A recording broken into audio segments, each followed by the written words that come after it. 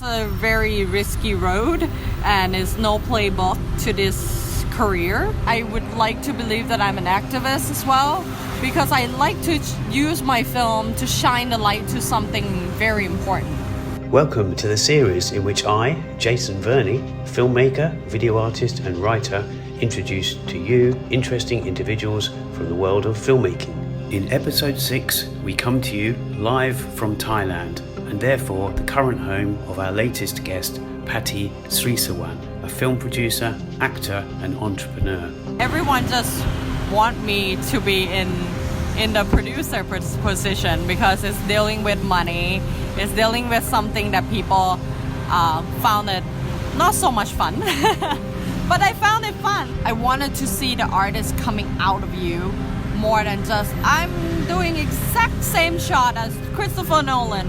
Amongst other subjects covered, we chat about what it's like producing, acting in film when involved in that film in another capacity, and various projects and collaborations. One such project is a recently released short film called œCrushâ, directed by Boris Meshkov. In fact, I was actually fortunate enough to have witnessed a special screening of œCrushâ prior to this interview. So, yeah, you were saying that when you watch, for me, when I watch the films, I don't look at overall that I wanted to do like that, or I wanted to do actions, or I wanted to do that kind of dramas or something. I look into like certain shots or certain scenes, certain shots. I know I'm a woman, but I'm really technical. Like when I see certain camera angle or something cool that the directors like put their time into do it, I feel like I like that kind of thing, that I thought, oh, that's a really cool idea. I like that. Maybe we can adapt that kind of thing into my films. It's like, for example, in œCrushâ, that we use Dutch camera angle to start, and then we decided to do Dutch camera angle again. Yeah. In at the very end. Yeah. Was very fun for us, and it was fun for to me as an actor. Is fun to me as the producer of the film too, that we can see we play around with different camera angles and stuff. Yeah it's kind of fun. I think I remember you mentioning that at the evening about that particular shot. Maybe Dutch thing. Yeah, maybe I'm quite technical when it comes to different camera angle, and when it comes to different things. I look for a really, really good talent, a new talent to do, like Nat. This is my first film that I get to work with him. It was really interesting. He's our DP, and he's really young, he's really talented. He's very driven, and he know his stuff, which I like, That's the thing. Like if I hire some DP, I want them to know their stuff, more or as much as I do. Absolutely. Actually, it's funny you say driven, because I think one of his inspirations was Drive, or at least the director of Only God Forgives and Drive. Yeah. So his what was his name? Nicolas Rafin. Yeah, I always say that. Yeah. He's really talented. I think his way of looking at things is original. That's the thing. Like a lot of people trying to copy something, and to me, if you're an artist, I wanted to see the artist coming out of you more than just, I'm doing exact same shot as Christopher Nolan. Then why don't I just go watch Christopher Nolan, right? Like to me, originality is everything. As a producer, I'm looking for the artist that can do something original, right? So we are in œCrushâ, Bangkok, and we are speaking to Patty Srisuwan, and she is an actor, producer, entrepreneur, also a singer, executive producer. I could go on, but and she's got an interesting sort of backstory regarding life, upbringing. But I don't know if you just want to introduce yourself in a kind of one-off, one-line way, or One line way. Oh my God. just tell us who you are, what you do. Yeah, so hi everybody. Thank you for having me. Yeah, this is a fun meet. But what I do, I produce film. I like, and I act in a lot of my films as well. Now more than ever, because I want to explore that talent size of me. And actually I graduate from Brigham Young University in acting. So, why not, right? But I'm so good with business that everyone just want me to be in the producer position, because it's dealing with money, it's dealing with something that people found it not so much fun. But I found it fun, so. Yeah, you do strike me as someone who does find the fun in everything. And Yes. maybe that's why you also do a bit of singing as well. And, it's not just, you don't just stick to one thing. So maybe that's what it is. If you didn't find the fun in stuff, you would probably only do one thing because it was a job, maybe because it was Yeah, well, I stick with filmmaking, of course. That's something I love. But absolutely, I like a different challenge. I like different things, and I like something that excites me. When people come to me, when I met all these talented people, and why not, right? If they come to me with something exciting and something interesting, I would be like, yeah, sure, let's do it. Even Boris came to me with the script œCrushâ. I thought it was kind of is horror, is something I never done, and tons of blood and all that stuff. So yeah, let's do it. Yeah, we're talking about the film œCrushâ. It's a 3-minute short film by Boris. And actually, I remember when you did your little talk at the Asia Pillars event, and Nat, the cameraman, he was saying that I think he said this, that he wasn't even expecting the blood. Was it him who said that, or was it you as well? I don't know. I know that there is a blood there, because Boris came to me, first thing was all about blood. He was asking me, first question was like, Patty, do you know anyone who can do blood? I was like, sure, I do know one lady who can do blood really, really well, and we're so lucky to have her. She's super, super busy, but she won 2 Supanahong awards, so it's equally to like Oscar in Thailand. So that's kind of amazing to have her that night to be able to do the blood for us so fast in our request. Yeah. Okay, well, I just wanted you mentioned briefly about the university, which is in Hawaii. Yeah. But I wondered if, because you're multi-talented, I wondered if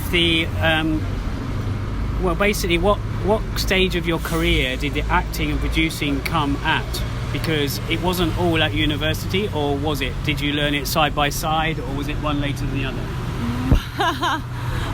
Was kind of both. Well, I learned a lot of things from university as well, acting elements of it, absolutely. I get to explore. I have really, really wonderful professor, Dr. Ferry. He's super amazing, and my English was not very good back then, so I feel bad for him to have to put up with me. But I've learned so much from him, and during that time, because in university they don't make movies, but I decided to make a movie anyway. We have camera, we shot the films, and I have really, really good team of people, and be able to convince all my friends, classmates to be in a film was kind of funny. Yeah, so it's a lot of fun, I think it's come together, and the more I get into it, the more films I do, I just it's just more part that I get to do, help produce, because if you're not working for a big company like Paramount or Disney or whatever, you kind of have a little bit of an independent spin. You have to kind of do it yourself, unless you have to be hired by somebody else. Well, we all know. So yeah, being a producer is kind of part of it. Okay, yeah. Well, your English is fine, more than fine. And I mean, for someone that's been, I mentioned this briefly earlier, but you've had an interesting upbringing in the fact that you've been in different countries, and you know you've been in Canada for a while, but Hawaii. And actually, how did you end up in Hawaii University out of all the universities there were? And did you get that university entrance from being in Canada or from your Thai years? Because I'm Thai, I'm here in Thailand, and I applied for a scholarship. I know that this one, it's just randomly too, like it's luck mixed with all kinds of stuff. I got the scholarship to study full scholarship to study in Hawaii. I know my parents was not too keen on me being so far away, but you know, got a scholarship full of them. Which is what I'm talking about. Full is not just the tuition, but dorm and food and everything. It's just crazy. I'm really, really lucky. I think I have done something great last life to get that. And I got into it, and it was a perfect place because it's a melting pot of culture, and I love meeting people from all over the world. So it's a really great place to be. Yeah, well, I'm being from the UK originally myself. I know about expensive university fees, and actually in South Korea, so many people go to university, and when I explain to them sometimes, you know, that in the UK, it's not that everyone goes, it costs a hell of a lot. But I did read as well, I know as well from the other day, but you're as equally passionate about film projects, but also non-profit organisations. And I tried looking into it. I know you've done quite a lot of work, but is there one particular group or charity or you know, some as kind of cause that you are interested in or you would like to help more? Is there something that you really like to help more with? Well, right now, because I'm in Thailand, and one of the problem that I saw is the stray animal. The stray dogs is one of the big thing for me. I am an animal lover. So one of the film I made went to Cannes. I came back home just for a visit, and I met this wonderful, wonderful human being. His name is Pichai. He live close to me. His job is to sell flowers. So he doesn't make too much money, but he spent his whole life taking care of the stray dogs in the whole, you know, he's taking care of the stray dog in the whole street of Lausanne, which I'm like so amazed. And I said, can I make a film about you? And he was like, what about your life and what you do? So I made a little bit of a documentary. It's super easy, and I got it on like, I think it was like super cheaply made.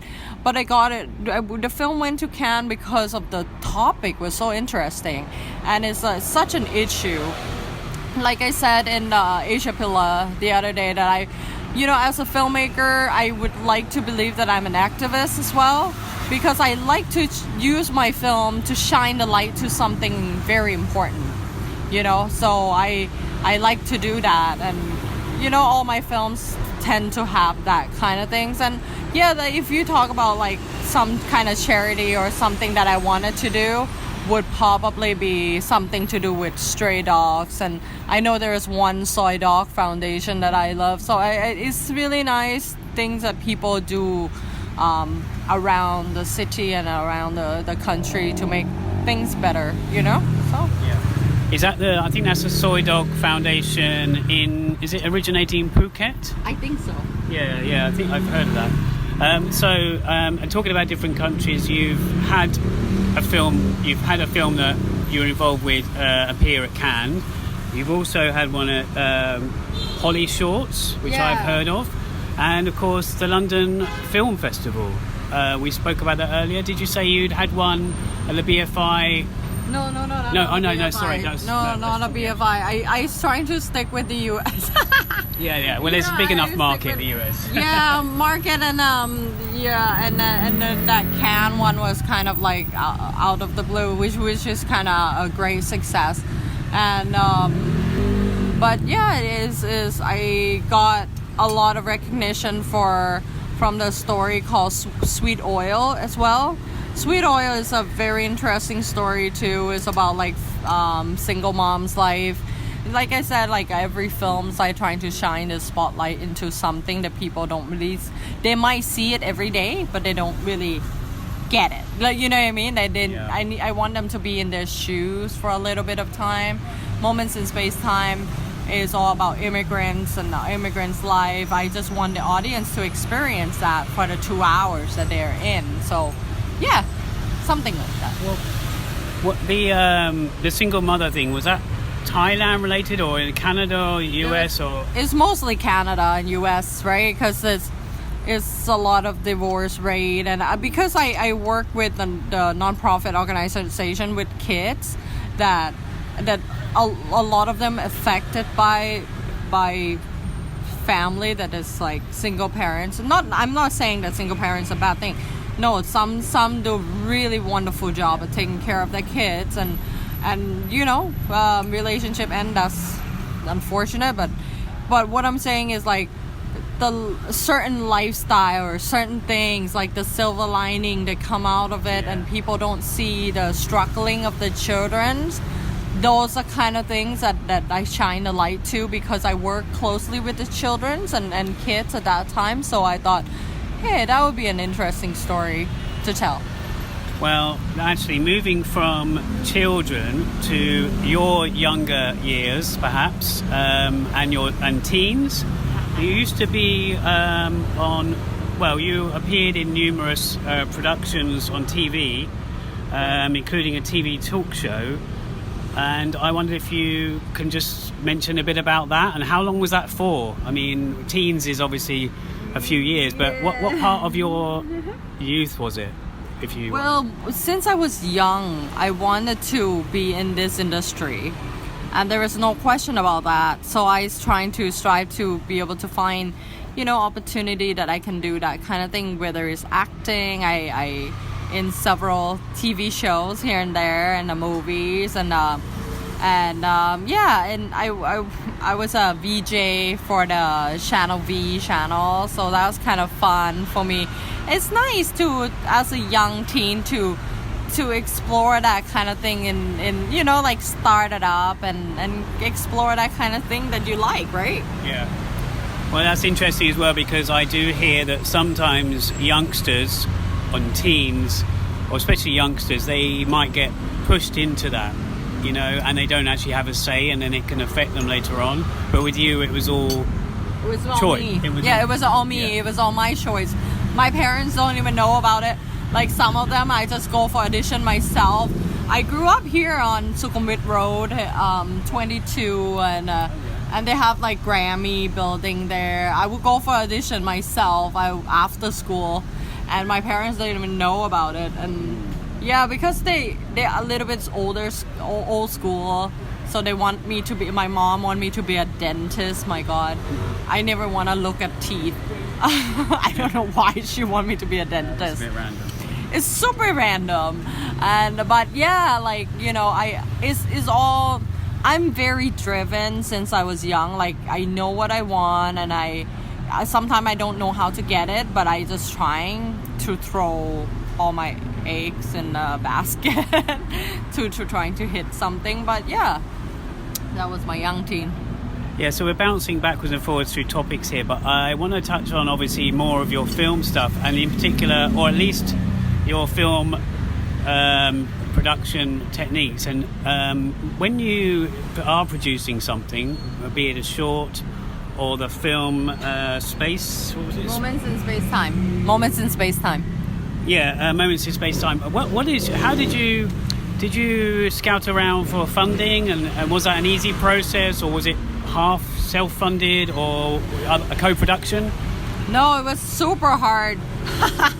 I think the hardest part in producing the films or the project is from the first initial start is to find the funding for the project.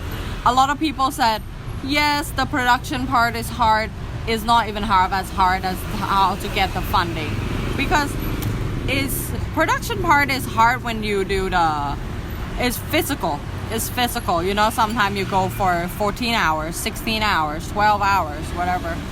It's tough that way, but I think a lot initial start was from the funding. So what I did is I have some investor. I talked to some investor because I'm so connected with business people so much that I connected with investor in Thailand, Canada, and different places. So yeah, I always make myself available and open for those opportunity. And and the selling part is also very difficult. So I would say the worst part of getting everything going was the first one, and then because some people have the project or the script for 6 years, 7 years in order for them to make the project happen, you know what I mean? It's very possible. And selling part is also unknown as well. So it's all business, as you can see, you know. Is the art and the fun happen in the middle, but the rest of the part is very business oriented. Yeah, well, that's good to know, because this podcast is essentially it's the micro budget filmmakers, but it does we've spoken to people from all sort of ends of the spectrum, and so that's useful information. And I suppose I could finish it with something that you're currently working on. What are you currently working on, or what couple have you? I guess you've got more than one thing you're currently working on, either writing or producing or starring in or about to appear in. Is a couple of things. Yeah, I'm working on a vampire project right now. It's a sci-fi kind of. Well, is this a sci-fi? More like horror or whatever. So that's something that I'm working on very heavily right now, and it's coming along really beautifully at the moment. I cannot say too much of details of what we are and where we are, but the project is beautiful and the film's gonna come out really nicely. I'm trying to secure the stars. I'm trying to get that going as much as possible right now. So probably this 2024 it would be will be heavily focused on that project. And I have another project in India, which is a huge project. That one is historical story. And you know how Indian film is, like they have thousands of people dancing and on a horse and everything. So that's a huge setup and preparation that I have to do. So is it like an Indian biopic, like a biography about somebody? Yeah, it's a biography. You're absolutely right. It's a biography about like one of the king that it's like old king that they have and stuff. And I'm guessing, I won't mention any names, but I'm guessing the vampire / sci-fi / whatever is maybe in co-production with another company that I met the other night, or is it not? I might have to bring some people in. Yes. You know who Yes. Okay, well, I didn't want to keep you too long, but there's other things I could ask you about. Give me one more. Yeah, I'm happy Bonus. to. I'm just think. So, actor, producer. Have you acting, producing, writing? Have you had many chances? I don't do writing. Oh, because my English is so terrible. But it does say that, by the way, somewhere. Oh, really? Yeah, no, not somewhere. I found it. Well, I'm sure I did. It doesn't matter. I have a team to write my script. Okay. Yeah.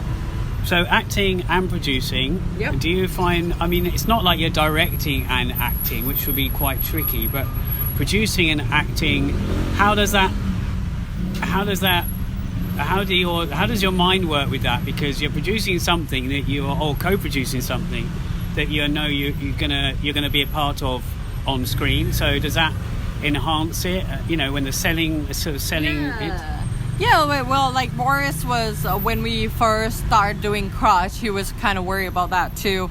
But it was so easy for me because I'm a multitasker, so it's super easy for me because most of the job of the producer happened before the shoot. It happened before the shoot. I prepare everybody and every person. I have my assistant taking care of like making sure that got delivered and everything, and the acting part for me is coming naturally.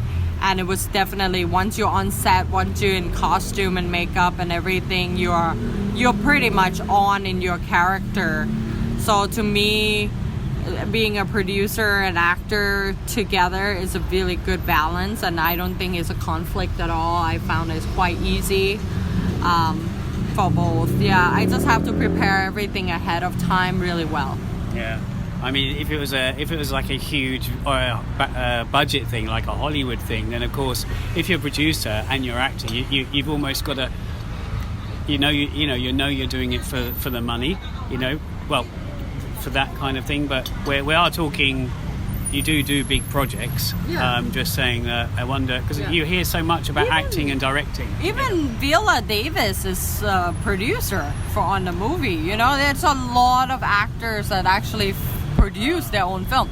Even I believe that Nicolas Cage also produced his own film for the Dream Scenario. That's a new movie that he did have right now. So yeah, I think a lot of big.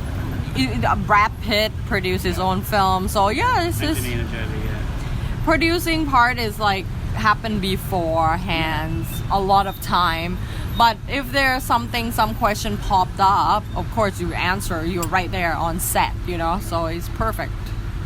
And it's interesting you said about activism earlier, because in my film projects, or at least one, or my dramas, my fiction and documentary, they touch on that as well, and it does inspire me. The people that we should be making art about, so that actually, I don't always like the thing when someone says what's the message, but in that respect, it's it can only be good, sort of thing. Maybe one other thing, seeing as we got one. Yeah, go ahead. Just because I did mention briefly, I didn't really touch on it anymore, because you're part Thai, part Indian, you've been in Canada and you've been involved with all these projects, and you said about an Indian one. What about, because you've also got Portuguese descent somewhere, so have you got any project that's related to that, or anything that really appeals to you? I don't touch that because it's so I don't know much about them. I don't know, even though like my mom's half, part Portuguese, but she speaks Thai, and then we lived in Thailand for so long, so I don't have too much connections. I never even been to Portugal, so no, that's not something that I know much about to be able to deliver. No, something. That's fine.